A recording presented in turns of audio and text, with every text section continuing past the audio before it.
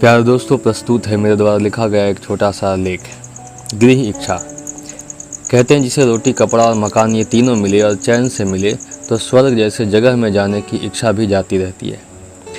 शायद यही कारण है कि वो खुदा दुनिया में आने वाले कई सारे लोगों को ये तीनों चीज़ें मुकम्मल रूप से नहीं देता है। किसी को रोटी नहीं मिलती तो कोई तन से भूखा रह जाता है, और अगर किसी को रोटी और कपड़ा दोनों मिले तो कई बार मकान नहीं मिलता है।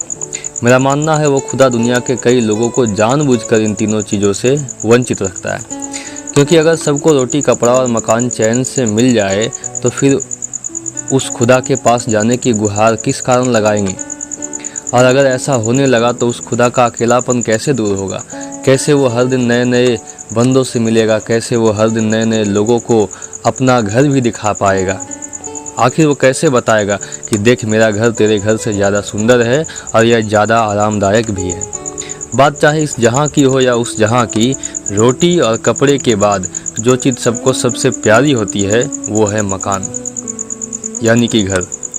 घर मनुष्यों को भी चाहिए और जानवरों को भी, लेकिन ये गृह इच्छा जानवरों और पक्षियों की और मनुष्यों की दो अलग अलग कहानियाँ कहती है। जब भी बात मानव गृह इच्छा की आती है तो न जाने क्यों हमारे सामने एक से एक विभत्स घटनाएं, दरिंदगी, लूट मार और हिंसा और छीना झपटी की अनेकों तस्वीरें तैरने लगती है।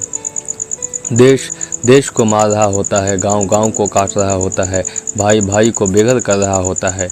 इतिहास में नारी इच्छा तो नाहक बदनाम है। असल इतिहास के पन्ने तो गृह इच्छा के तलवार से बहाए रक्त से ही रंगे हैं।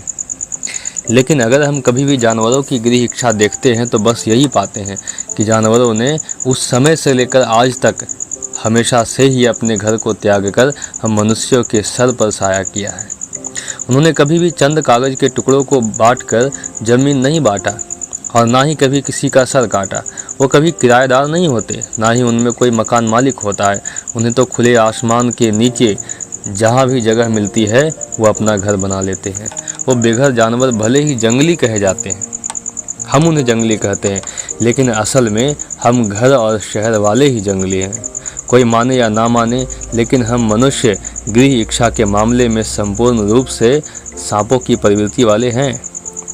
जैसे सांप शारीरिक रूप से बलहीन होकर भी बड़े से बड़े घर को खाली करवाने और उस पर कब्जा जमाने की ताकत रखता है, वैसे ही हम मनुष्य भी हैं।